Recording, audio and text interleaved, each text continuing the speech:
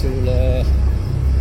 Ini sumpah sih, ini jalur terekstrim yang pernah gue lewatin. Asli, selama gue ngalong nih ya, sama gue ngalong di Bogor Barat, bener-bener gelap dan bener-bener dari ini doang, dari lampu ini doang.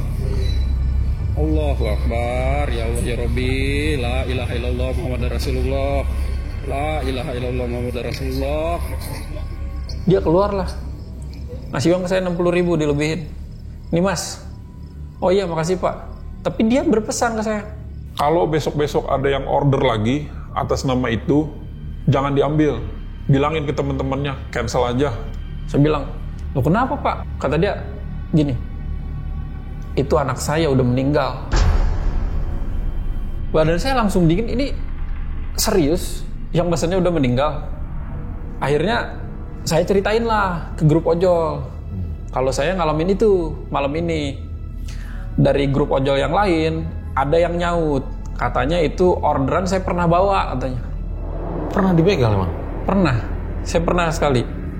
Cuman pada saat itu dibegal, ini tangan saya nih sempat kena.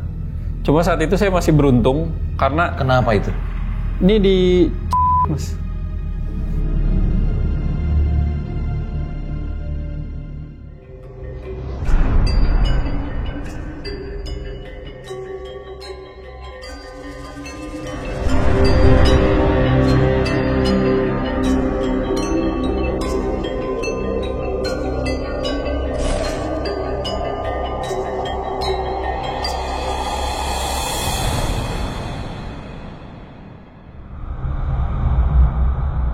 Mungkin dari kita, banyak yang suka ngeluh, ngumpat, maki ketika jalanan di ibu kota tuh lagi macet gitu loh. Tapi kalian pernah mikir nggak? Ternyata banyak juga yang suka nyari pundi-pundi rupiah itu dari macetnya ibu kota. Salah satunya adalah ojol. Tapi itu mungkin kalau kita bicara siang, apa sore gitu ya. Nah tapi kalian pernah mikir nggak? Ternyata ada juga nih ojol yang kerjanya itu di malam hari. Seperti ojol kita ini yang lagi viral di TikTok. Langsung aja kita sapa. Halo Kang Su. Halo Mas Fajar. Mantap ini pakai baju kebesarannya ya. Iya. Jadi total udah berapa lama jadi ojol? Saya jadi ojol itu hampir 10 tahun Mas. 10 tahun? Iya, dari tahun 2016 sampai sekarang. 2016 sampai sekarang. Hampir 10 tahun iya. Berarti luar biasa. Biar para langganan Merjel Satset tahu, kita nonton dulu kali ini video Kang Su yang lagi viral di TikTok. Boleh lihat videonya? Mas? Oh iya. Ini bang. Astagfirullahaladzim. Bismillahirrahmanirrahim. Ya Allah. Ini, ya Allah Rabbi, ini serius. Ini gelap coy. Nih, kalau nggak percaya nih gelap nih ya, gue matiin nih. Tuh, ini dari press gua doang ini. Astagfirullahaladzim. Ya Allah, motor gua muat gak nih? Ya Allah. Ya Allah Rabbi. Ini di bawah hutan. Tuh, sungai di bawah. Allahu Akbar, ya Allah ya Rabbi. Tuh lihat. Ini kalau masih ada yang bilang kurang seram, gila sih ini. Gila. Itu jadi di jembatan yang kalau jatuh ke kiri langsung nyemplung ke sungai itu? Iya, itu jembatannya lumayan tinggi. Itu sekitaran ke bawah tuh 20 meteran lah, sekitar 20 meteran.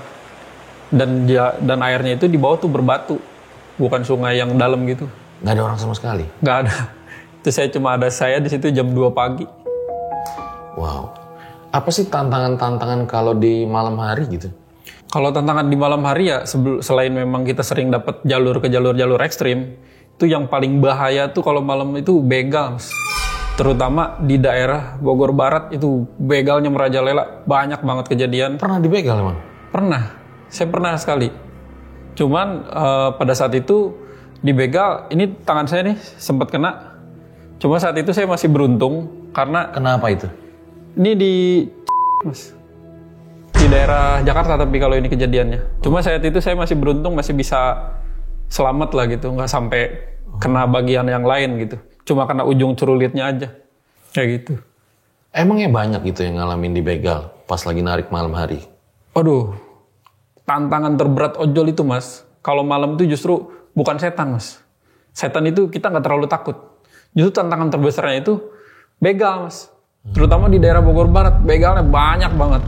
Banyak banget kejadian teman-teman saya, rekan-rekan ojol gitu, maupun warga yang kena begal di malam hari di daerah Bogor Barat. Dan itu hampir setiap hari kejadiannya. Kalau saya lihat di grup tuh ada aja info-info yang orang-orang yang kena begal itu hampir tiap malam ada. Katanya Kang Su juga pernah digebuk sama begal itu. Pernah. Waktu itu saya pernah dipukul pakai balok tapi meleset. Ini kena pundak saya nih. Dipukul di jalur yang tempatnya sepi. Ya karena memang saya refleks dipukul pakai balok dari belakang tuh meleset. Masih selamat juga alhamdulillah. Makanya begal tuh musuh kita dah. Kalau di Bogor Barat tuh kalau kita ngalong tuh begal itu musuh utamanya. Bukan luar setan. biasa ya. Jadi sekarang gua termasuk teman-temannya jadi tahu ya ternyata menjadi ojol yang suka ngambil orderan di malam hari itu resikonya nyawa gitu. Iya. Nah saya juga dengar, nanti kita akan bahas lagi itu di belakang, katanya pernah nganterin orderan orang yang udah meninggal. Iya pernah mas. Pernah. Ceritanya itu ada nanti ceritain. Jadi Kang Su yang udah hampir 10 tahun ini, dia banyak mengalami kejadian-kejadian, selain tadi di begal, kejadian di luar Nurul juga.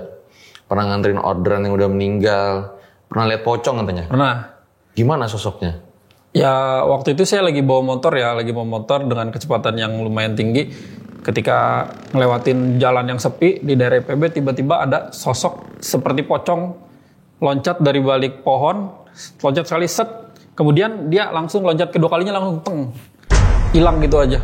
Saya nggak tahu kemana, tapi itu pernah kejadian sama saya. Baik Kang Su, ditahan dulu ceritanya ya, kayak udah cukup lama openingnya. Seperti apa kisah pada kali ini? Buat kalian yang mau ngirim cerita, bisa langsung kirim ke sini. Siapa tahu nanti akan diundang ke podcast. Langsung kita mulai. Berikut adalah ceritanya.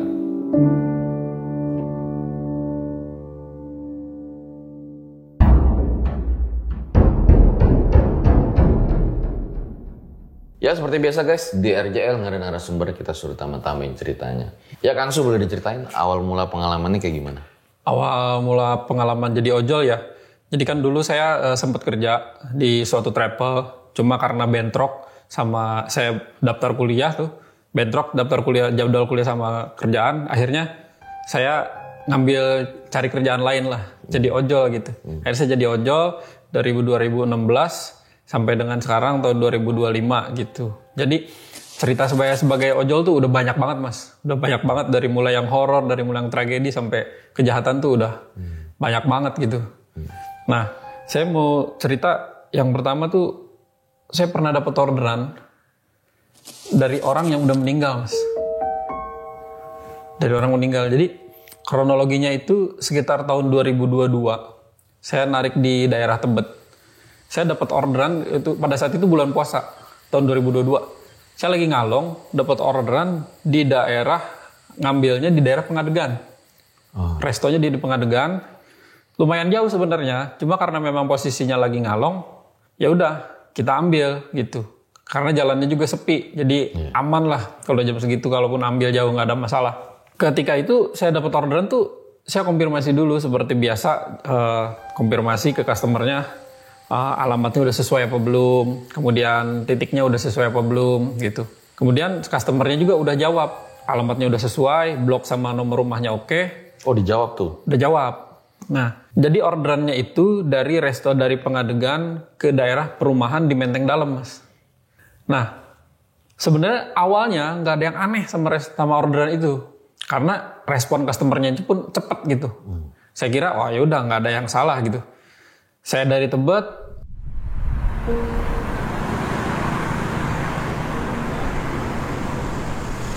jalan, ngelewatin lampu merah Pancoran, masuk sini yang lampu merah Pancoran Timur BPJS, ngambil restonya di Pengadegan. Ternyata ketika saya sampai di restonya itu order tuh udah di cancel sebelumnya. udah di cancel sebelumnya sama driver lain. Nggak tahu alasannya apa di cancel, saya belum nanya gitu, nggak ketemu sama driver yang cancelnya itu.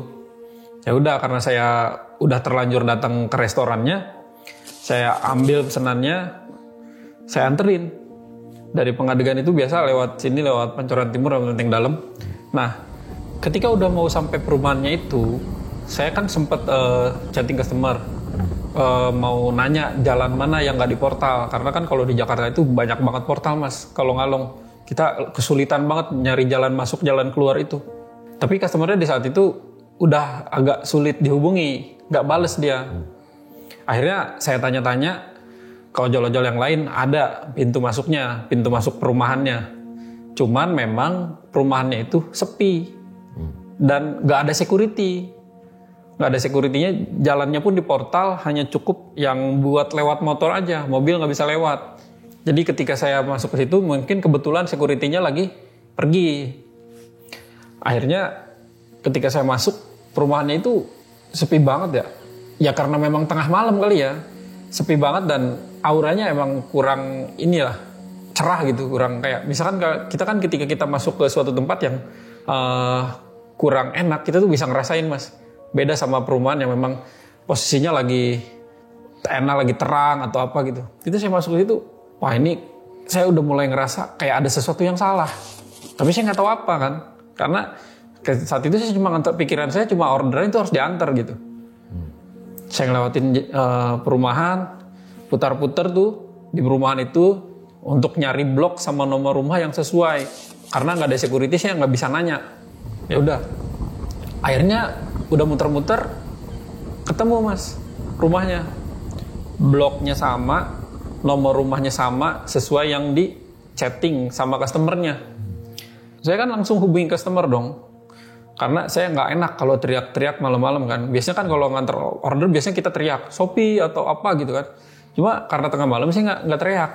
Saya chatting dulu lewat aplikasi, nggak ada balasan, cukup lama, sekitar mungkin 15 menitan nggak ada jawaban. Nah, 15 menit posisinya tengah malam di tempat yang sepi itu bukan sesuatu yang nyaman gitulah. Itu sesuatu situasi yang nggak enak. Apalagi kita di depan perumahan orang, takutnya kita disangkanya mau maling, mau apa gitu kan. Tapi saya harus konfirmasi nih. Mau gantung pun pesanannya mau saya gantungin, ini pesanannya COD mas. Pesanannya COD belum dibayar, sekitar 50.000 lebih. Bagi ojol kan 50.000 lebih itu lumayan banget, lumayan gede gitu nominalnya. Sehingga saya mau bawa pulang pun makanannya kayak, wah sayang nih, udah kita sabar aja deh. Kita hubungin lagi customernya. Akhirnya sekitaran hampir 30 menit gak ada jawaban juga. Saya chatting, saya spam WA, nggak ada jawaban sama sekali. Ya udah, karena udah terlalu lama saya nunggu, saya juga takut disangka ada orang mau ngapain. Akhirnya saya teriak-teriak mas di depan rumah itu sesuai alamat. Saya teriak Shopee, saya bilang. Gak ada yang keluar juga. Saya ketok-ketok pagernya, ketok, kentreng. Akhirnya ada dari rumah seberang yang teriak, "Woi, jangan berisik. Udah malam." Saya bilang, "Iya pak, maaf pak, ini saya cuma nganter orderan, orangnya nggak bisa dihubungin." "Atas nama siapa?" katanya. "Sama ini." "Bener itu rumahnya kok." Ya udah, karena emang udah ada dibilangin rumahnya itu bener. Ya udah, saya ketok lebih keras si rumah yang itu sesuai alamat tadi. Akhirnya ketika saya ketok-ketok, ada seorang bapak-bapak keluar sambil marah-marahin saya, teriakin, "Kamu ngapain malam-malam depan rumah orang, teriak-teriak?" Saya bilang, "Pak, ini saya cuma mau nganter orderan, alamatnya ini, nggak ada yang pesen," katanya. "Ini atas nama ini pak, bener kok alamat ini." Terus ketika saya sebutin atas nama ini, namanya itu kalau nggak salah Siti. Ketika saya sebutin namanya Siti, bapak-bapak yang tadinya marah-marah itu langsung diem mas. Dia yang tadinya emosi, ngatain saya jangan berisik segala macam, dia langsung berhenti, tok. Kayak orang tertegun aja, kayak orang tertegun, diem aja. Bener atas nama Siti kata dia. "Iya pak, ini belum dibayar, kalau udah dibayar mas saya tinggal, ngapain saya tunggu lama-lama," saya bilang. "Ya udah tunggu sebentar." Dia masuk ke dalam rumah, dia ngambil uang. Ngasihlah dia, itu kan pesanannya 50.000 lebih ya. Dia keluar lah, ngasih uang ke saya 60.000 dilebihin. Ini mas, oh iya makasih pak. Tapi dia berpesan ke saya, kalau besok-besok ada yang order lagi atas nama itu, jangan diambil. Bilangin ke teman-temannya, cancel aja. Saya bilang, loh kenapa pak? Ini kan saya cuma nganterin orderan gitu. Saya kan cuma ngejalanin orderan. Lagi kan ini juga dibalas. Order apa chattingnya. Saya tunjukin. Kata dia gini, itu anak saya udah meninggal. Saya langsung dingin dong. Badan saya langsung dingin. Ini serius? Yang pesannya udah meninggal? Iya. Pokoknya kalau besok ada yang pesan lagi rumah ini atas nama itu jangan dibawa, cancel aja. Saya nggak berani nanya ya. Itu udah meninggalnya kapan? Nggak berapa lama? Saya nggak berani nanya karena ekspresi si bapak itu udah bener-bener kayak orang sedih banget. Dari yang tadinya marah, ngatain saya jangan berisik, tiba-tiba langsung diem. Pas nama Siti disebut? Iya, pas nama Siti disebut. Ini saya tunjukin aplikasinya. Nomor handphonenya pun itu sama. Kata dia, udah pokoknya besok-besok jangan diantar lagi, jangan ini, di-cancel aja. Saya di situ pulang dengan perasaan kayak, ini serius nih, gue ngalamin kejadian kayak gini. Itu mas, tangan saya tuh langsung dingin banget. Tadinya saya sempat mau marah-marah karena udah nunggu terlalu lama ya. Cuma karena itu langsung badan saya langsung dingin, langsung wah, nih ada yang gak beres deh. Akhirnya saya ceritain lah ke grup ojol. Kalau saya ngalamin itu malam ini. Dari grup ojol yang lain ada yang nyaut, katanya itu orderan saya pernah bawa katanya. Sama kejadiannya begitu. Ojol yang lain juga katanya pernah bawa, sama dimarahin sama orang tuanya dan bilang orang tuanya kalau anaknya itu udah meninggal. COD juga? COD. Makanya itu sebelumnya itu orderan itu ada yang cancel kan, karena mungkin dia udah tahu cerita itu. Udah dapat informasi itu. Kalau saya kan memang belum tahu pada saat itu. Ngantar ke situ baru pertama kali ke rumah itu. Akhirnya wah udah, saya di situ udah nggak mau ngomong banyak. Saya langsung balik ke motor, jalan, langsung balik lagi ke base camp. Udah saya nggak nerusin ngalong. Udah saya berhenti dulu aja deh. Saya ngerasa sesuatu yang oh udahlah ini nggak beres, udah mending udahan aja gitu. Pada malam itu.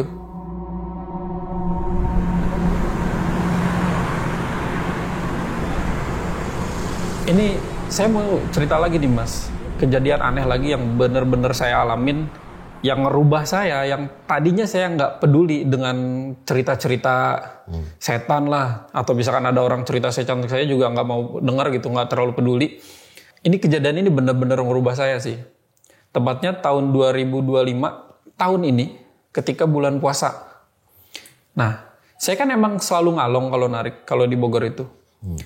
Nah, ketika saya ngalong, saya dapat orderan dari gacoan ke dalam IPB, ke Asrama Putra, yang posisinya lumayan jauh lah dari gerbang utama. Jadi pada saat itu, saya dapat orderannya itu sekitar jam 2 atau jam 3 pagi, sekitaran itu. Posisinya dia habis hujan deras, mas.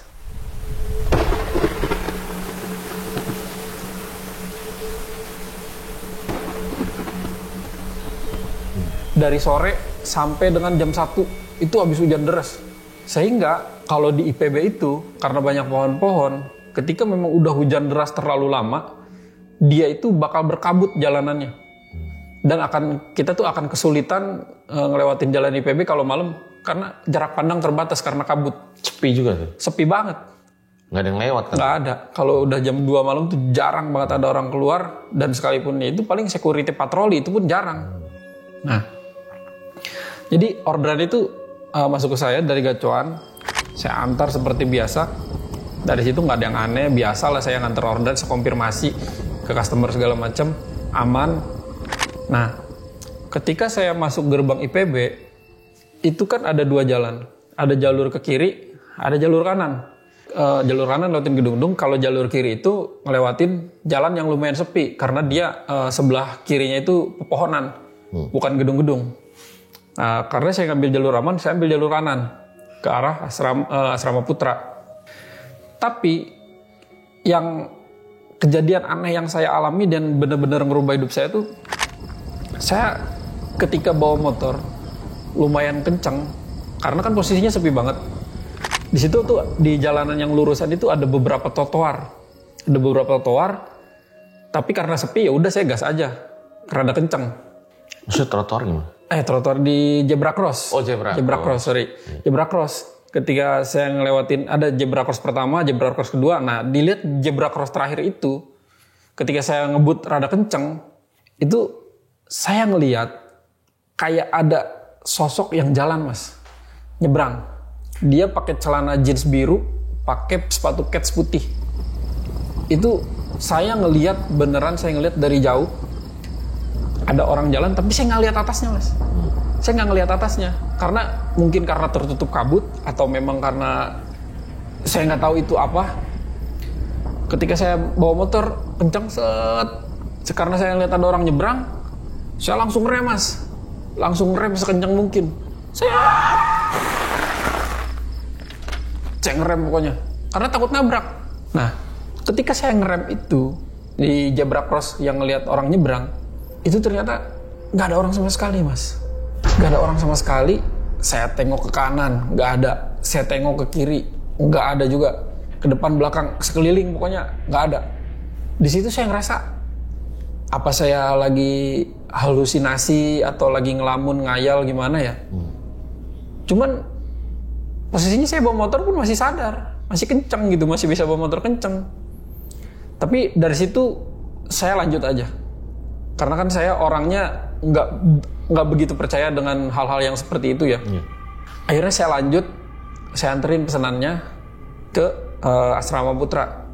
Seperti biasa, saya anter segala macam, ketemu customernya, dilakukan pembayaran, selesai, saya pulang lagi ke Gacuan, lanjut Ngalong. Nah, selang 2 atau 3 hari dari itu, saya dapat orderan lagi, Mas. Kali ini nganternya ke asrama Putri. Ke asrama Putri IPB juga. Saya dapat orderan dari Gacuan, itu sekitaran jam berapa ya? Jam sama lah, pokoknya tengah malam dah. Saya lupa persis jamnya jam berapa. Cuma kali ini ketika saya sudah sampai di gerbang asrama Putri, itu kan kalau ada asrama kita nggak boleh masuk ya kalau udah tengah malam. Kalau siang bisa masuk ke depan lobi, kalau malam nggak bisa, kita harus nunggu di depan gerbang. Ketika saya nunggu customer, saya hubungin, nggak dibales, saya chatting, nggak dibales, saya teleponin spam WA, nggak ada respon. Mungkin sekitaran 10 menit atau 15 menit saya berdiri di situ, kayak ngerasa ada orang yang jalan. Dan saya ngelihat itu sekilas sama, pakai celana jeans biru, sepatu kets putih. Saya nengok, tapi nggak ada apa-apa. Saya nengok ke belakang, nggak ada apa. Wah, ini kedua kalinya saya ngalamin itu. Mungkin ya, kalau misalkan saya ngelamun atau misalkan saya ngayal, cukup 1 kali aja saya ngelihat itu. Tapi ini sampai kedua kalinya. Dari situ saya mulai, ini apa sebenarnya nih? Ini apa yang saya lihat? Tapi karena saya memang orangnya nggak begitu peduli, ya sudah, saya lanjut aja. Saya lanjut, narik aja seperti biasa. Saya nggak peduliin lah istilahnya. Setelah kejadian saya ngelihat 2 kali sosok yang sama di dalam IPB, saya ngalamin sakit pinggang yang benar-benar sakit, benar-benar nggak bisa ditahan. Sampai saya tuh nangis, sampai saya jerit-jerit. Saya tuh orangnya istilahnya gentleman lah, saya berani gitu, saya nggak begitu takut ya. Terus saya juga kalau misalkan sakit nggak begitu bisa ditahan lah. Tapi sakit pinggang kali ini tuh bener-bener sakit, sampai istri saya pun bingung karena saya tuh nggak pernah sakit sampai sebegitunya. Sampai ketika saya sakit jerit-jerit sampai nangis, istri saya tuh manggil ibu saya, minta tolong, Arya tuh kenapa katanya. Akhirnya tuh datang kakak saya, datang adik saya, datang bapak saya, ibu saya pada datang semua ke rumah saya, Mas. Nyamperin, saya tuh kenapa? Karena mungkin orang tua itu lebih lebih tahu ya dibandingkan saya. Akhirnya yang lain megangin saya, nenangin saya. Ibu saya tuh datang manggil orang yang ngerti lah untuk dicek saya itu kenapa. Posisi saya tuh lagi dipegangin, Mas, ditengkurapin, tangan saya dipegang, kaki saya dipegang, ditindihin sama keluarga saya tuh bener-bener ditindih. Saya sampai nangis, sampai wah itu, sampai mohon maaf ya, sampai ingus-ingus saya sampai keluar saking sakitnya. Si orang yang ngerti itu langsung kayak ngambil kunyit ujungnya itu sama apa ya namanya panglai. Kalau orang Sunda namanya panglai, diparut sambil didoain, dibalurin tuh ke pinggang saya, dibalurin sambil dipijit-pijit sedikit. Dari situ rasa sakit saya udah mulai turun mas, mulai mereda. Ibunya ini nanya, orang yang ngerti ini nanya, emang abis ngapain, kata saya. Saya bilang, nggak abis ngapa-ngapain, nggak ada yang ini, nggak abis kerja berat gitu, enggak. Saya juga kalaupun ngojol nggak sampai sebegini. Emang abis dari mana, katanya. Abis ngojek seperti biasa. Saya bilang, ngalamin sesuatu yang aneh nggak? Ini soalnya ada yang ikut, kata dia gitu. Ngalamin sesuatu yang aneh nggak? Akhirnya kan saya tadinya nggak pernah cerita tuh kejadian saya ngelihat sosok yang di IPB itu. Males tadinya. Iya, karena tadinya kan saya takut dianggap bohong gitu mas. Iya. Takut dianggap bohong, nanti orang pada ngetawain saya, ngebully saya gitu. Tapi karena yang nanya itu orang yang ngerti, akhirnya saya ceritain kalau saya tuh ngelihat sosok itu gitu di IPB, dan 2 kali bukan sekali. Pantesan kamu sakitnya di pinggang, katanya. Orangnya kamu nggak lihat atasnya kan? Enggak, cuma sepotong doang, katanya. Iya, cuma segitu aja. Pantesan itu ada yang ikut, kata dia begitu. Saya yang tadinya nggak begitu percaya sama setan-setanan lah ya. Saya yang tadinya nggak begitu percaya sama hal-hal yang kayak gitu. Dari situ berubah hidup saya mas. Saya jadi mungkin hal seperti ini ada, mungkin setan itu ada, cuma sayanya aja gitu terlalu menutup diri untuk nggak mau ngakuin mereka ada gitu, sok-sokan berani segala macam gitu. Itu tapi nggak salah lihat kan Kang Su? Apakah ada orang nyebrang saat itu? Saya nggak salah lihat karena kejadian itu sampai 2 kali mas. Saya ngelihat sosok yang sama itu 2 kali. Mungkin awalnya yang pertama saya juga nganggap ini cuma halusinasi aja, saya ngalamun aja. Tapi sampai 2 kali kan itu suatu hal yang Kakinya berbeda. doang gitu ya? Sama Dari sepatu. pinggang. Saya ngelihatnya dari pinggang ke ini. Karena nggak ngelihat atasnya apa, nggak tahu.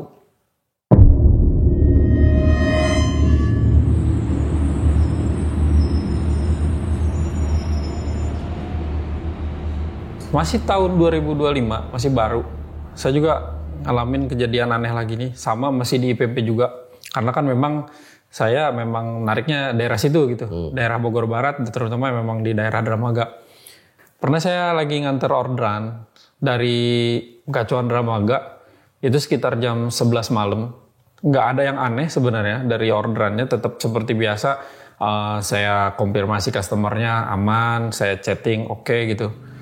Cuman memang posisi pengantarannya itu bisa dibilang ya, kalau misalkan orang yang tahu daerah IPB tuh, itu ada di posisi paling pojok, posisi yang paling gelap gitu.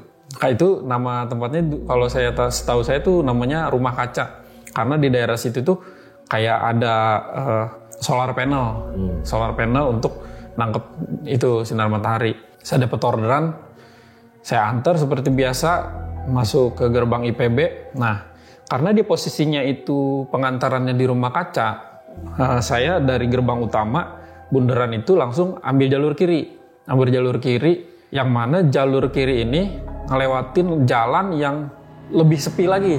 Jadi di IPB ini udah sepi. Kalau misalkan ambil jalur kanan tuh masih ada gedung-gedung, masih ada mahasiswa yang mungkin masih belum beres tugas atau apa, masih ada. Cuma kalau untuk ngambil jalur kiri ini, kalau udah di atas jam 11 malam tuh jarang ada yang lewat. Karena memang posisinya dia ngelewatin danau-danau sama kayak kolam penelitian gitu, kolam penelitian di IPB. Terus ngelewatin jalan-jalan yang pohon-pohonnya sebelah kiri itu pohon-pohon semua, bukan gedung. Kalau jalur kanan tuh, kiri kanan tuh masih ada gedung. Nah kalau jalur kiri tuh nggak ada gedung sebelah kirinya, cuma ada sebelah kanan. Itu pun posisinya nggak pinggir jalan banget, agak masuk ke dalam gitu. Pernah saya jam 11 malam nganter ke Rumah Kaca. Ini kejadiannya aneh. Saya juga nggak bisa ngejelasin logika saya itu apa yang saya lihat ya. Itu bentuk-bentukannya kayak pocong gitu, kayak pocong.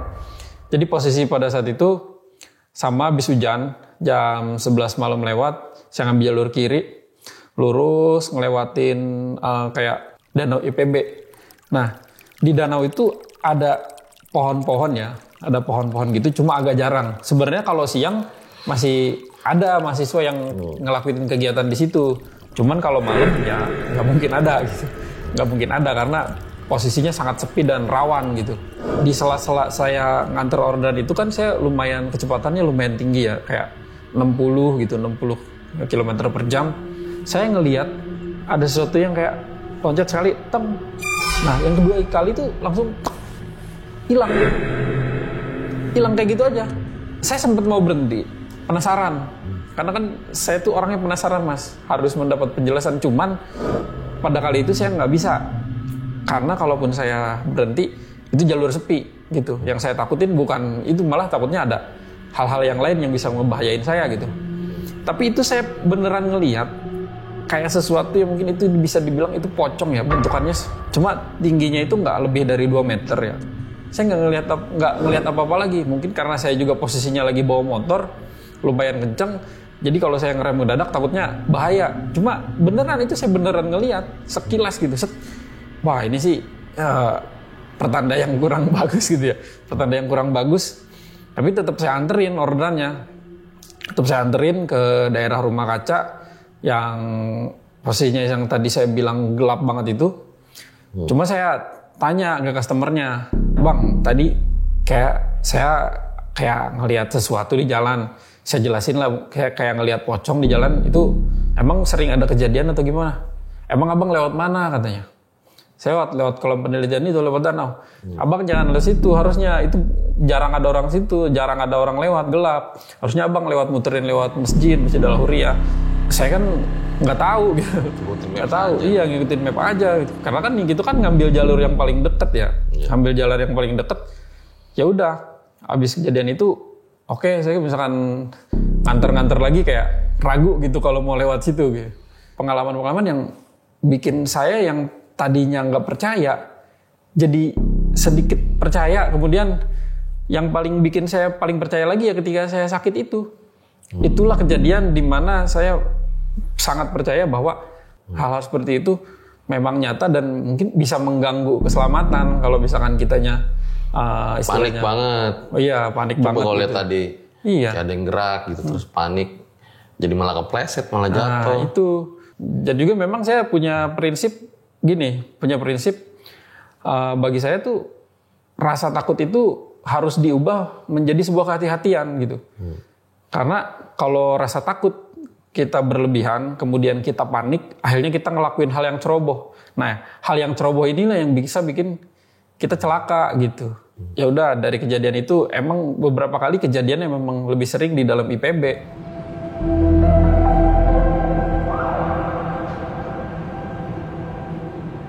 Nah, saya juga ada lagi kejadian di IPB dan ini saya pernah nganter orderan dari Gacuan juga emang orderannya di situ terus. Nah, Gacuan Ramaga nganternya ke perumahan dosen IPB. Itu kalau misalkan orang yang udah tahu perumahan dosen itu sangat gelap banget karena jarang banget ada penerangan dan ngelewatin kayak pohon-pohon gitu, ngelewatin jalur-jalur sepi lah. Tapi jalannya sebenarnya cukup bagus jalannya, cuman ya itu karena kurang penerangan aja dan posisinya memang selalu berkabut kalau tengah malam. Di situ saya dapat orderan sekitaran jam 1 malam, kurang lebih ya. Saya seperti biasa dapat orderan, saya konfirmasi ke customernya, oke, sesuai aplikasi segala macam, alamatnya udah sesuai. Ya udah saya anter, nggak ada yang aneh, jalan aja seperti biasa. Nah, cuman karena pengalaman yang pocong tadi, akhirnya saya nggak lewat yang jalur itu. Saya ngambil jalur kanan itu, lewatin perpustakaan, lewatin Masjid Al-Huriyah tuh. Nah, dia titiknya yang sebelah kanan. Kan ada yang perumahan yang sebelah kiri, ada yang sebelah kanan. Ini ada masuk yang sebelah kanan. Ketika saya udah sampai di titiknya, saya chatting customernya, telepon segala macem, lama balasannya, nggak dibalas-balas. Sedangkan posisi di situ sangat gelap dan terkadang ada binatang-binatang yang binatang bahaya juga gitu. Beneran, ada ular sanca banyak di IPB. Ular sanca tuh bisa kayak segede-gede betis tuh masih ada. Apalagi kalau habis hujan, mereka tuh kadang ular sanca tuh kadang nyebrang jalan gitu. Iya, saya pernah ngelindes malah sekali. Saya pernah ngelindes sekali itu. Dan itu saya hampir jatuh, Mas. Bayangin ada ular hampir segede betis tengah jalan, saya lagi bawa motor kenceng. Karena gelap posisinya kelindes. Saya hampir jatuh itu. Hampir berantakan itu makanan tuh. Kata saya. Berarti masih kayak kebun-kebun gitu ya? Iya, masih banyak hutannya kan, masih banyak pohon-pohon tinggi gitu. Saya pernah ngelindes ular sanca hampir segede betis. Nah di situ ini titiknya berarti di kebun-kebun itu. Memang kan kalau Perumdas itu, Mas, dia perumahannya itu di posisinya tempatnya gelap. Beda sama gedung-gedung. Misalkan gedung perpus, gedung apa itu posisinya mereka rumahnya jadul lagi gitu. Iya, perumahan yang lama-lama banget itu. Udah sampai di titik pengantaran. Customernya agak sulit tuh dihubungin. Tapi saya kan harus nganter orderan ya. Karena posisinya waktu itu COD sekitar 67.000. Iya. 67.000 saya masih ingat. Soalnya kalau misalkan cerita-cerita yang pengalaman-pengalaman unik tuh saya ingat gitu. Kemudian ketika customernya bales, dia bilang, masuk aja Mas. Masuk, saya kan gak enak ya, itu kan tengah malam nih. Masuk ke pekarangan rumah orang yang dari jalan itu, biasanya kan kalau customer kan nungguinnya di depan gerbang, depan pagar gitu kan. Ini saya suruh masuk, walaupun memang itu rumah gak ada pagernya. Saya gak enak ya, tapi daripada saya kejebak di situ lama-lama, ya udah saya masuk tuh ke depan pekarangan rumahnya, masukin motor, saya panggil, katanya sini aja Mas, sini. Saya udah di depan rumah, masih disuruh ke sini aja. Akhirnya saya masuk ke depan pintu, persis depan pintunya banget. Dia buka pintu sedikit, set, terus kayak ada tangan gini, kulitnya lebih putih. Dia keluar ngambil makanan gini, set. Cuma saya ngelihatnya cuma sampai sini aja, sampai tulang khas tonggol sempet. Saya juga nggak bisa ngelihat orangnya karena dia cuma buka pintu sedikit, set, terus ambil makanan gini, set, ambil, udah, ini ngasih duit, udah, tutup. Nah saya di situ kan sempet rada bete ya, karena sebegininya amat sih gitu, kenapa nggak keluar aja gitu. Saya juga bukan orang jahat gitu, bukan nggak bakalan ngapa-ngapain dia. Ya udahlah, namanya juga haknya customer ya.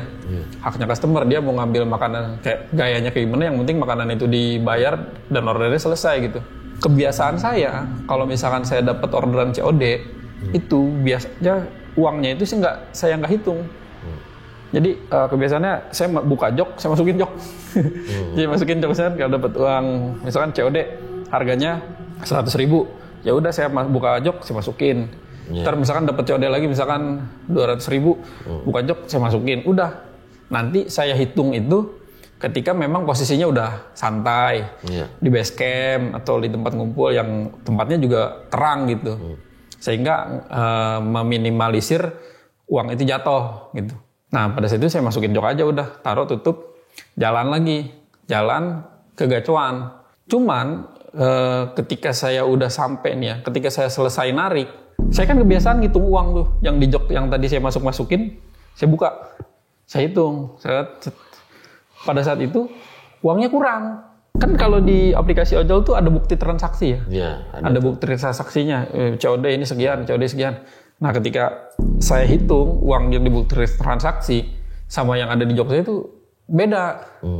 Kurang 67.000. Kok kurang? Aneh gitu. Saya ini apa yang semalam jatuh uangnya atau gimana ya? Ya udahlah, karena memang nggak bisa dicari juga. Kalau uang udah jatuh udah sulit buat dicari. Ya udah saya ikhlasin aja deh gitu. Ikhlasin aja. Ya udah, saya seperti biasa lanjut narik. Yang bikin saya merinding dan bikin saya aneh adalah ternyata saya baru inget uang yang hilang itu sejumlah uang yang COD. Siangnya saya dapat orderan lagi ke daerah IPB. Cuman waktu itu siang hari, karena penasaran saya mampir Mas. Ngelewatin jalan yang semalam, kali aja uang saya jatuh atau apa gitu kan, bisa ketemu. Tapi saya malah dapat hal yang lebih aneh. Ternyata rumah itu kosong. Maksudnya rumah kosong? Rumah yang saya anterin itu, rumahnya kosong. Udah atapnya aja udah hancur. Pas pagi baru kelihatan tuh. Iya, karena kan pada saat itu saya malam hari. Saya nggak bisa ngelihat. Nggak detail lah. Nggak bisa lihat detail karena gelap. Saya lewat situ, ternyata itu rumah kosong. rumahnya kosong, kemudian atapnya juga udah pada roboh nih. Kalau misalnya lihat ada fotonya nih. Ada coba. Ada rumahnya nih. Rumah terbengkalai ini. Iya. Tapi di dalam nggak ada yang huni juga. Malam-malam, ketika saya malam ya, saya kan cerita tadi. Kalau ada orang buka pintu, ngambil makanan cuma tangannya doang. Mas lihat fotonya, ada pintunya nggak dari rumah? Ya, nggak ada ya. Iya. Berarti Mas masuk ke dalam itu? Ini saya masukkan ke sini nih. Oh. Ini kan pengarangan nih. Saya motor bawa ke sini, saya berhenti di sini. Ketika saya siang hari, ini rumah kosong. Atapnya aja udah. Bener-bener nggak ada orangnya. Atapnya aja udah rubuh. Dan yang lebih aneh lagi pintunya aja nggak ada pintunya. Oke. Karena kan biasanya suka ada juga yang huni gitu, rumah nggak terpakai gitu. Iya, rumah yang terpakai. Kalau ini nggak ada berarti ya? Setahu saya sih, kalau dilihat dari itu memang nggak layak buat dihuni. Karena pintunya aja nggak ada, atapnya aja udah pada roboh. Gitu. Soalnya ada nih deket sini nih, rumah udah rusak gitu. Tapi pas kita ke dalam, banyak yang tidur di sono gitu. Kalau orang anak jalanan mungkin. Kalau di Bogor nggak ada, nggak Mas. ada ya? Di Bogor nggak ada kayak anak jalanan tidur. Apalagi di posisinya di dalam perumahan dosen. Siapa itu ya? Bukan di pinggir jalan. Kalau misalkan di Jakarta kan saya juga tahu. Saya banyak yang tidur di tempat juga ada gedung kosong, ada orang. Di dalamnya ada kan? Ada orang tidur. Nah, cuma masalahnya ini di dalam perumahan dosen yang dimana itu tuh posisinya masuk ke dalam gelap, sepi, terus yang bikin saya aneh lagi itu nggak ada pintunya ketika siang, nggak ada pintunya. Terus pintu yang semalam itu yang saya lihat terus lagi yang anehnya itu uangnya itu nggak ada di jok saya itu senilai orderan itu gitu, senilai order itu nggak ada. Padahal saya cek transaksinya tuh detail gitu, kayak gitu. Jadi kejadian-kejadian itu makin bikin saya wah, apakah memang hal seperti itu ada ya? Karena kan sebelumnya kan saya orangnya sangat logis banget lah. Kalau segala sesuatu saya harus bisa jelasin.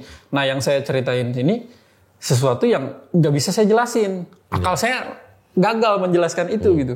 Sehingga saya pikir hal-hal seperti itu mungkin ada ya. Mungkin sayanya aja yang terlalu menutup diri untuk tidak mau tahu. Padahal memang sebenarnya mungkin ada gitu.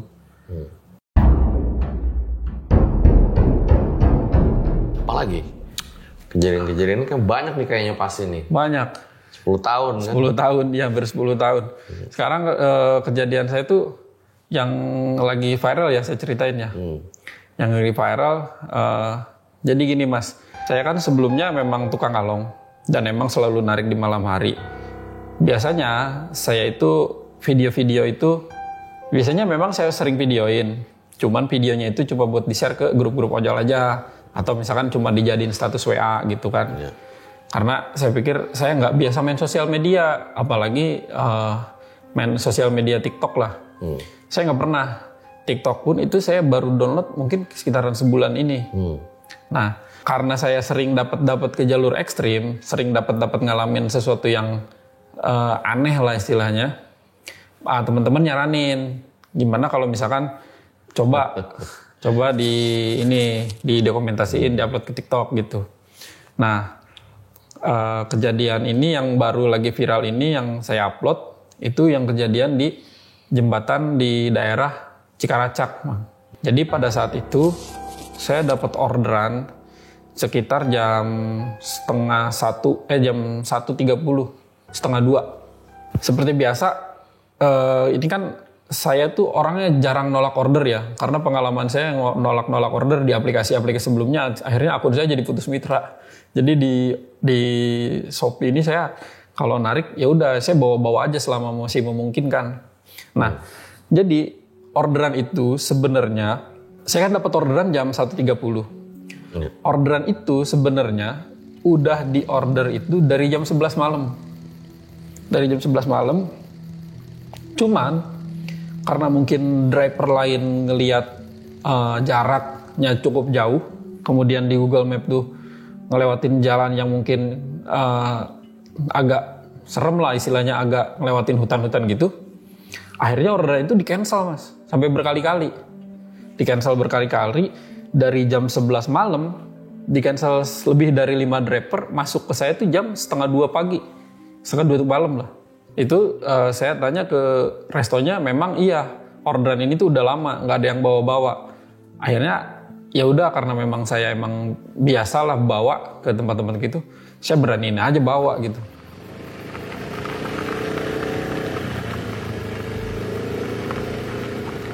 Karena kan saya nggak tahu jalan ya, saya nggak tahu jalannya. Akhirnya saya pakai Google Map aja gitu, pakai Google Map karena daripada nyasar nggak tahu jalan, ya udah cari aman pakai Google Map. Cuman ternyata dari Google Map itu saya diarahin ke jembatan, ke jalan yang ngelewatin hutan, ngelewatin jembatan cukup kecil. Dan posisinya saya tuh udah terlanjur mas, udah terlanjur lewat situ. Kalau saya mau muter balik lagi, ada jalan lain ke lokasi customer itu. Cuman kalau saya muter lagi harus ngelewatin jalan raya lagi, harus turun ke bawah, balik lagi muter, itu estimasinya 30 menit lebih, hampir 40 menit. Itu kan bagi ojol waktunya sayang ya, apalagi jaraknya juga cukup jauh. Ada jalur alternatif lain, yaitu lewat atas, lewat daerah Gunung Bubut. Itu lebih gelap dan saya rasa itu lebih berbahaya deh kalau saya lewat situ. Jadi daripada saya ngambil jalur alternatif yang terlalu jauh, kemudian lewat jalur alternatif satunya lagi juga ngelewatin jalan yang gelap gitu. Ya udah, saya putusin lewat situ. Walaupun memang jalannya itu ngelewatin hutan. Sebenarnya itu dari jalan raya ke hutannya itu deket, nggak terlalu jauh. Cuman posisinya itu sempit, posisinya itu gelap. Jadi ketika saya ngelewatin hutan, saya nggak tahu kalau di bawahnya itu ada jembatan. Ini sumpah sih, ini jalur terekstrim yang pernah gue lewatin. Asli, selama gue ngalong nih ya, sama gue ngalong di Bogor Barat. Ini, aduh, susah diungkapkan dengan kata-kata loh, sumpah. Nah, saya buatlah video itu sekalian buat dokumentasi. Takutnya takutnya terjadi sesuatu yang tidak diinginkan, sehingga saya punya dokumentasi lah. Saya taruh di handphone, di dada, saya videoin. Nah, di video itu kan saya cerita ya, kalau jembatannya ini benar-benar gelap dan benar-benar sempit. Terutama saya pakai motor NMAX gitu. Yang pakai motor ukuran kecil aja di situ susah lewatnya. Apalagi saya itu pakai motor itu. Saya sampai turun dari motor, berusaha untuk masukin motor itu ke jembatan itu supaya muat. Geser-geser motor sedikit demi sedikit, dilurusin supaya muat. Nah, ketika sudah muat, ya saya mau jalan lagi. Pas jalan lagi itu motornya sempat nyangkut. Saya jalan, tiba-tiba ada suara, cang. Parah ini mah. Anjir. Apa nih? Ya Allah. Stop gue nyangkut. Kenceng banget. Saya bilang ini suara apa gitu. Apakah sesuatu yang aneh, saya nggak tahu. Tapi ternyata itu suara motor saya ini stepnya nyangkut. Karena saking sempitnya. Iya. Jadi stang sama jembatan tuh bener-bener nempel. Jadi posisi motor saya nyangkut di situ. Saya turun dari motor. Kameranya saya matiin dulu sementara gitu kan. Karena saya harus geser-geser motor lagi, agak repot. Setelah itu ngelewatin jembatan itu, ternyata belum beres. Saya kira udah nyampe jembatan itu udah gitu, bakal nemu jalur yang enak gitu. Ternyata jalurnya gelap juga, ngelewatin pohon-pohon juga. Makanya di video itu ketika saya jalan, saya sempat bilang, alhamdulillah kayaknya ada rumah nih, alhamdulillah ada rumah. Tapi pas udah saya naik agak lebih tinggi, lampu motornya dinyalain, ternyata itu bukan rumah, itu danau. Ternyata belum beres nih tempat yang menegangkannya itu.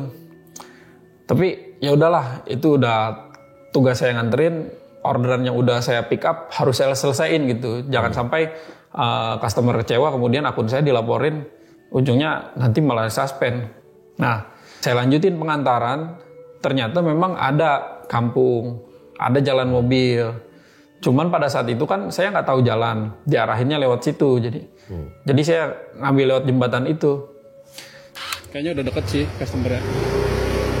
Tuh. ini dari mapnya sih belok. Saya jalan mobil biasa, seperti biasa, nggak ada yang aneh. Saya sempat berhenti dulu itu buat mastiin posisi customernya sebelah mana. Saya sempat chattingan dulu, sempat chattingan lah, telepon segala macem. Oh ada, dibales. Ya udah, ketemu belokan, belok kiri, ketemu sama orangnya udah nungguin. Orangnya itu udah nungguin di jalan, pinggir jalan. Dan ketika saya ketemu sama orangnya itu nggak ada sesuatu yang mencurigakan, Mas. Cuman yang bikin saya rada perasaan ada kaget gitu. Dia nanya, atas nama Sophie ya bang? Iya. Atas nama Wahyu ya? Iya, atas nama Wahyu, kata dia gitu. Terus saya tanya, dianya ngomong gini, jalannya serem ya, A? Kata saya, ya udah tahu ini jalannya serem ya.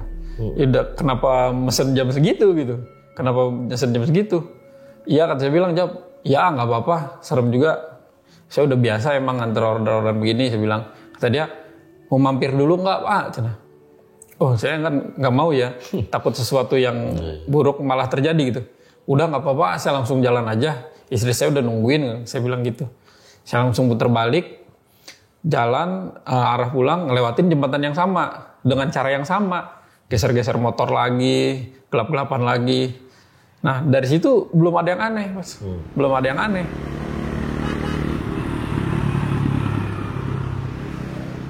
Saya pulang, kemudian iseng tuh, saya edit videonya, saya upload ke TikTok saya. Dan ternyata di TikToknya itu jadi rame, Mas. Jadi rame. Karena rame, banyak yang komentar. Dan di antara komentar-komentar itu ada orang-orang yang memang tinggal di situ yang komen. Ngasih tahu ke saya, Mas, coba nama customernya serius siapa, kata saya. Namanya Wahyu, sesuai aplikasi sih namanya Wahyu. Dan kata mereka, plot twistnya adalah ternyata di situ nggak ada yang namanya Wahyu, nggak ada sama sekali. Dan yang paling anehnya adalah di situ, di jembatan itu kan ada pipa gede, pipa kuning. Di situ tuh itu kan pipa dari peninggalan Belanda ya, sekitar tahun 1926 kalau salah yang saya baca. Di situ sempat ada proyek pengecatan pipa di situ.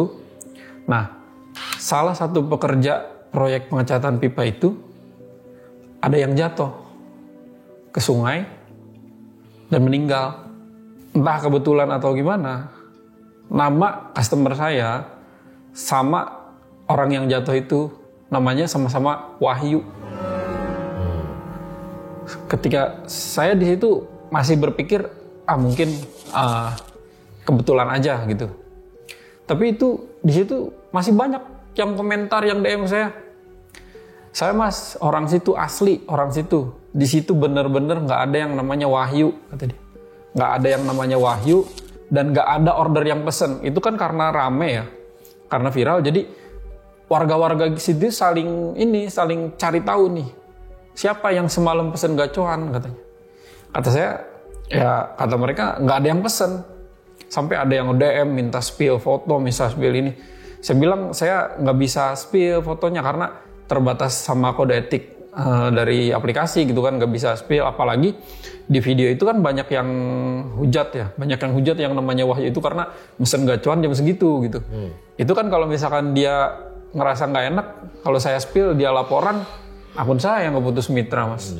Dan ada lagi cerita dari teman-teman yang nge-DM saya, katanya tolong di-spill, soalnya belum lama ini di situ ada yang lakukan. Jadi di situ tuh makin rame.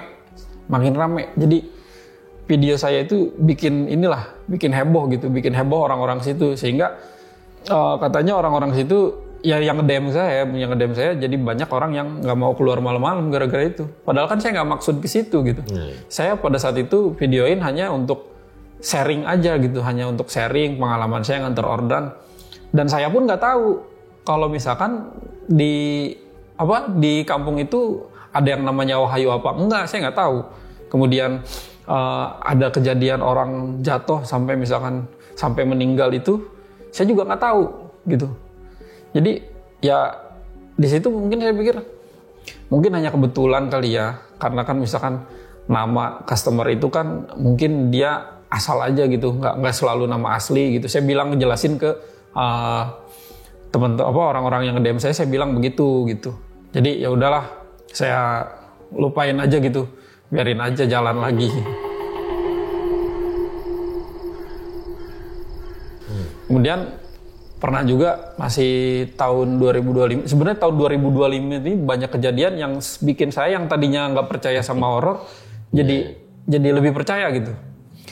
Belum lama itu kejadiannya, tapi sebelum yang saya nganter ke jembatan itu ya, belum lama saya nganter orderan itu ngelewatin situ daerah Ciberem lah, ngelewatin situ.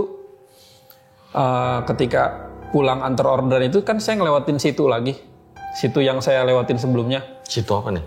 Situ ini apa sih? Situ tengah, saya sebutin aja situ tengah namanya ya. Danau, situ itu danau. Iya. Namanya situ, kalau di kampung situ namanya Setu. Nah, itu lewatin danau di mana sekeliling danau itu cuma ada pohon. Ini kan kalau di seberang adanya rumah warga, seberangnya lagi itu kayak pohon-pohon bambu, kayak kolam-kolam ikan warga lah gitu. Nah, yang aneh saya pernah ngalamin di situ malam-malam sekitar jam 1:30 sama ngelewatin situ, ada yang ngetawain saya, Mas. Ada yang ngetawain saya, suaranya itu bener-bener jelas, bener-bener ngegema. Saya lagi nggak ngelamun, itu beneran. Suaranya tuh kayak gini, melengking di kuping saya, bener-bener. Wah, itu saya langsung berhenti dari motor. Wah, langsung berhenti, gemeteran saya tuh. Cuma kan saya orangnya logis. Saya harus tahu ini apa gitu. Saya harus tahu. Saya turun dari motor. Karena suaranya itu dari pohon yang gede. Saya samperin, Mas. Saya samperin. Nah, ketika saya samperin itu, kejadian yang lebih aneh tuh jadian. Dahan-dahan pohon segede tangan-tangan saya gini nih. Pada jatuh. Pada jatuh ke bawah. Dari situ saya mikir, ini udah bukan kapasitas saya nih. Seberani-beraninya saya mending mundur gitu. Ya udah, saya langsung jalan naik motor, langsung kebut dari situ, langsung pergi. Karena saya pikir ini seberani-beraninya saya, ini terlalu bahaya untuk saya gitu. Walaupun saya nggak tahu itu apa. Ya dari situ udahlah, saya jadi lebih percaya gitu. Kalau memang hal-hal seperti itu ada, mungkin sayanya aja yang terlalu menutup diri untuk percaya hal-hal itu. Tapi di 2025 ini banyak kejadian yang bikin saya jadi lebih percaya gitu. Kayak gitu. Jadi dari kejadian 2005 itu banyak yang bikin, wah udah deh, saya jadi percaya kalau memang hal-hal seperti itu ada. Dan saya lebih membuka diri kalau memang ada teman-teman yang memang mau cerita-cerita kayak gitu. Oke, saya berani, saya bisa percaya gitu ceritanya.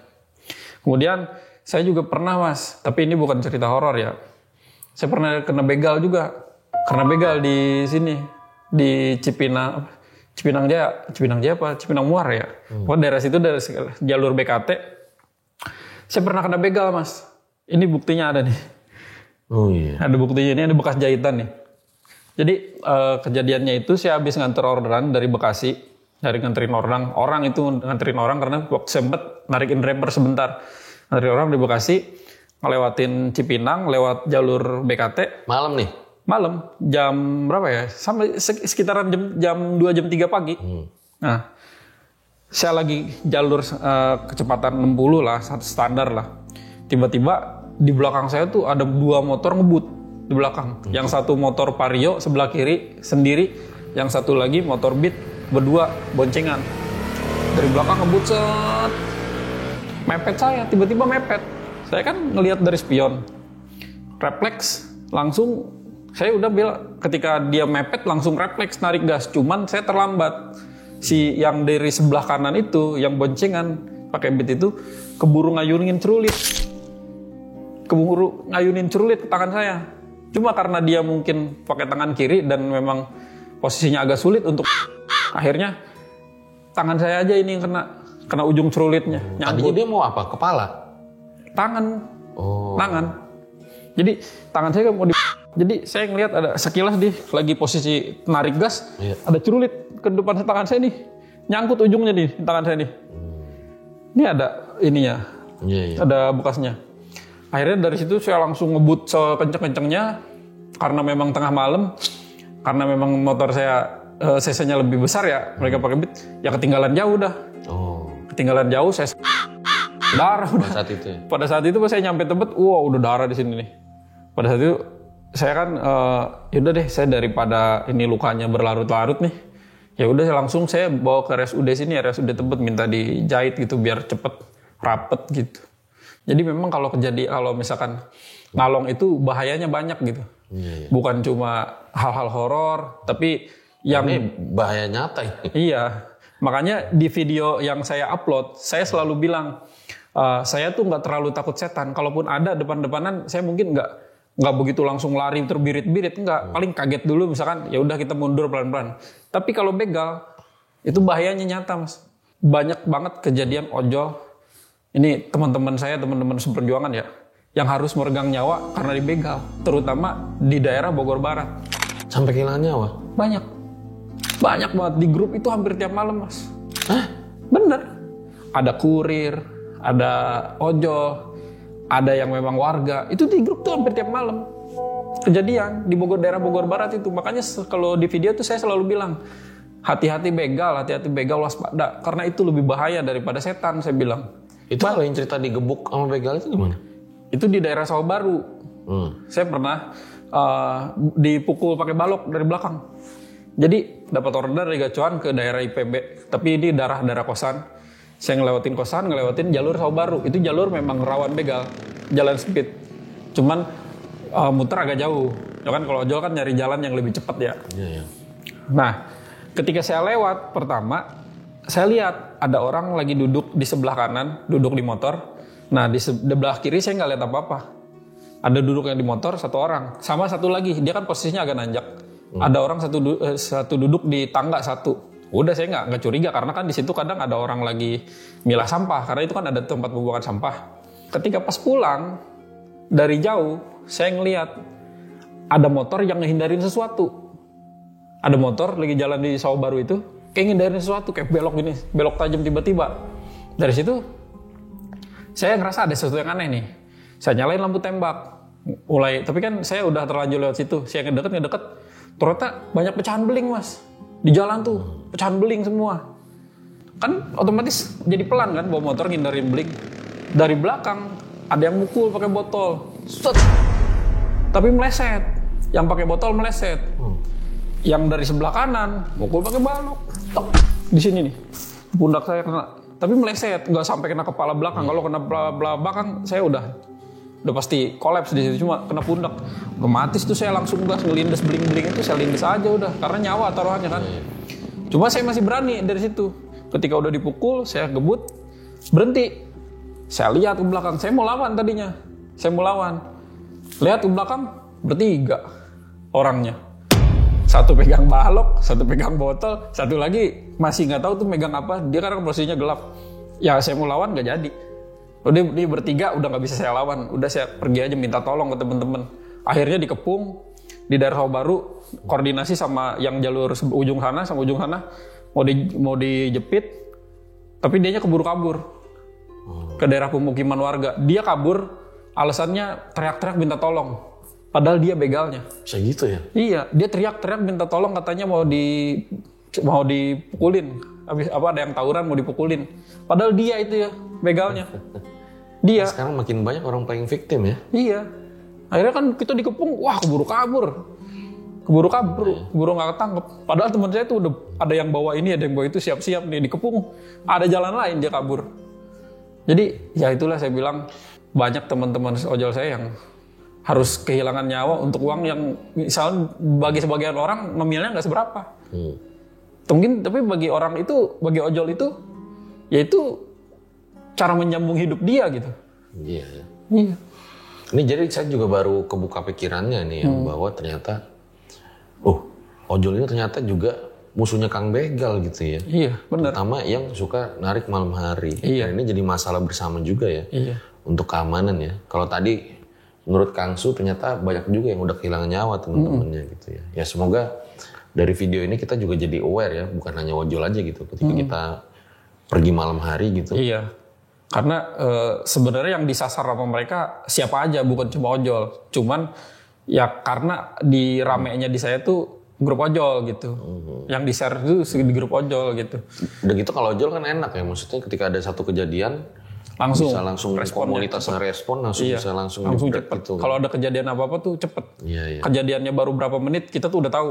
Jadi kalau misalkan ada apa-apa, tinggal misalkan koordinasi nih di grup, pasang voice note, cepat mereka langsung gerak gitu. Kalau Kang Su memang titik terendahnya tuh di mana gitu? Titik terendah saya ya dalam hidup ya, saya kan pernah ketika saya baru banget menikah itu sempat diuji sama ujian ekonomi yang bener-bener sampai bikin saya ini bisa nggak sih ngelanjutin pernikahan ini gitu. Karena pada saat itu kan saya kan sebelumnya sempat kerja, kemudian juga udah nggak kerja lagi, jadi ojol, kemudian menikah. Nah, saya tuh pernah Mas sampai bener-bener nggak punya uang tuh pernah. Sampai uang saya yang tabungan nih habis, kemudian sampai perhiasan istri saya tuh Jual, yang menikah itu sampai dijual Mas. Pernah banget ngalamin sampai titik itu gitu. Bahkan pernah saya tuh berangkat ke Jakarta cuma modal bensin. Jadi kan saya narik di Bogor, kadang di Jakarta tergantung orderannya. Itu di Bogor tuh lagi sepi. Yang tadinya saya narik biasanya dapat kayak 200.000, 300.000, itu pernah sampai sehari tuh dapat satu orderan doang. Cuma dapat 10.000 atau 20.000. Dari situ, wah ini saya bener-bener nggak mau ngalamin lagi ada di titik itu ya. Makanya dari sekarang saya berusaha manage keuangan segala macem. Itu saya pernah jalan ke Jakarta modal bensin, modal duit 4.000 Mas. 4.000 saya datang ke Jakarta. Berharap pulang dari Jakarta narik bisa bawa uang. Di Jakarta tuh saya sampai tidur di trotoar, tidur di depan ruko orang, tidur di mana aja. Bahkan yang paling sedih itu saya pernah Mas, ini bener-bener real ya. Saya nggak ngelebih-lebihin. Saya tuh pernah saking laparnya ketika bulan puasa tuh, saya buka puasa tuh pakai gorengan basi Mas. Jadi tukang gorengan nih kalau sore kan kalau nggak habis tuh kebutuhan bulan puasa nggak dijual, dikasih kadang ke ojol. Itu sampai saya simpen Mas buat besok lagi. Buat besok saya makan lagi. Itu saya sampai bener-bener sampai ada di titik itu, tidur di trotoar, kemudian lagi tidur tuh ngalamin kehujanan, tiba-tiba lagi ya, kan kita tidur di trotoar tuh tiba-tiba hujan deras, kehujanan segala macem. Bener-bener itu titik terendah saya yang saya kayaknya nggak mau ngalamin lagi gitu. Kalau sampai ada ke titik itu lagi kayaknya kalau saya mungkin kuat ya Mas ya. Saya kan laki-laki ya harus kuat. Cuma kasihan ke keluarga saya gitu. Kasihan ke istri saya, kasihan ke orang tua saya kalau misalkan orang tua saya harus tahu kalau saya tuh pernah sampai separah itu gitu. Ya tapi ini bagusnya Kang Su ya, ketika dia menjalani titik terendah, nggak lantas jadi Kang Begal juga kan? Iya, enggak. Justru iya, masih bisa berpikir jernih lah. Kriminal, kejahatan, tapi ya berusaha terus mencari rezeki halal ya, salah satunya dari ojol. Makasih Kang Su ya, udah datang. Terima kasih Kang Fajar ya. Di RJL. Semoga para yang dengar RJL Satset di sini jadi tahu sekarang nih, ternyata ojol nggak segampang yang kita pikir ya. Bahkan dia suka narik malam nih, menurut Kang Su, salah satu resikonya adalah nyawa karena melawan para begal, bukan hanya sekedar hantu. Gue Fajar Aditya, RJL 5 undur diri. Ciao.